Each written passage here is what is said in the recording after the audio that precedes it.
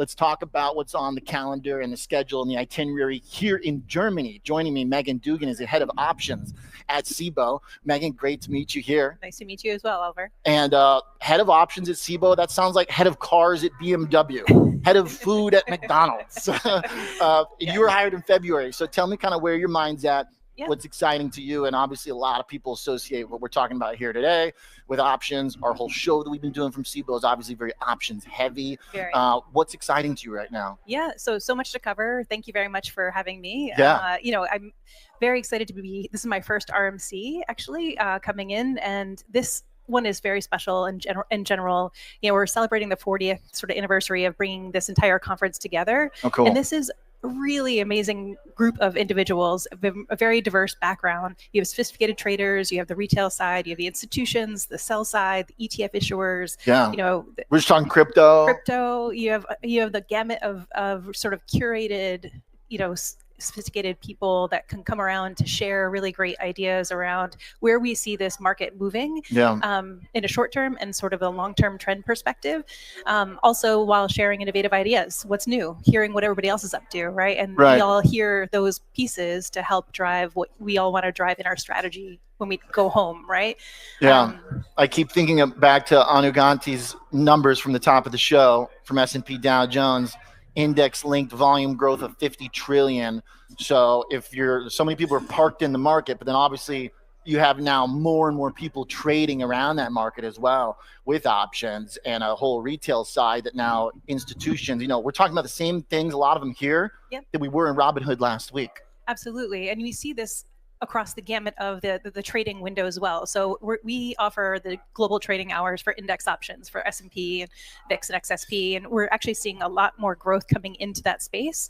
So to your point of getting access to liquidity to that large market that we have available for the S&P complex, access to the global trading hours from retail brokers and other institutions are really starting to gain a lot more momentum coming into 2025 and definitely into 2026. So we expect to continue to see record growth coming into that space. As the growth comes in, how do you make sure everything runs smoothly? Where do you spend your most time? You're thinking about this kind of comes back to the Chicago side as well, where we've kind of got this bias of Chicago thinking about the plumbing.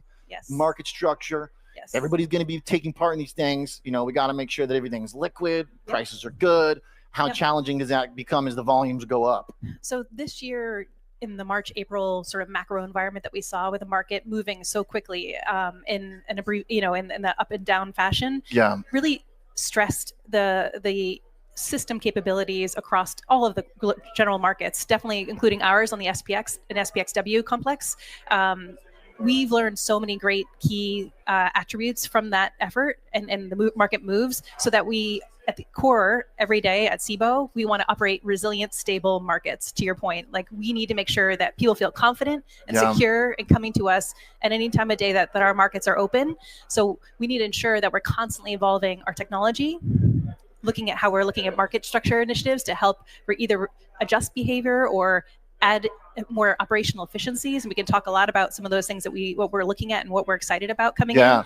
I'm curious about that because what I've, so many people, and I think especially from just sort of the individual, kind of the retail person's view, you kind of view everything, the game is set, the table is set, but it's really not. It's actually changing. Like we were talking with Jason Hicks from Matrix Executions on the show a couple weeks ago. There's so many little places for people to find and create more alpha. And it seems like as participation grows for options, that ecosystem is becoming, it's getting filled in. It's finding new players and new products and new tech. Yes, and one great example is at the end of June, we launched a new order type that includes a flex leg as well as a listed leg in one spread transaction. So you could have more than one of each, but basically it's a new construct where it is essentially one transaction handled sort of atomically within our matching engines as one group.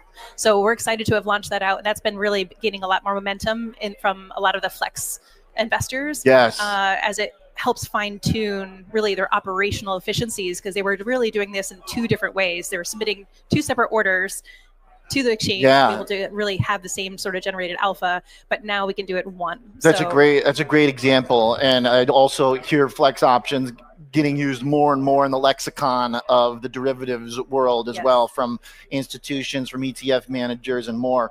I want to make sure that we talk about your background too and give this some of this context, because you started at CBOE earlier this year in February, right? Or That's right. February. February.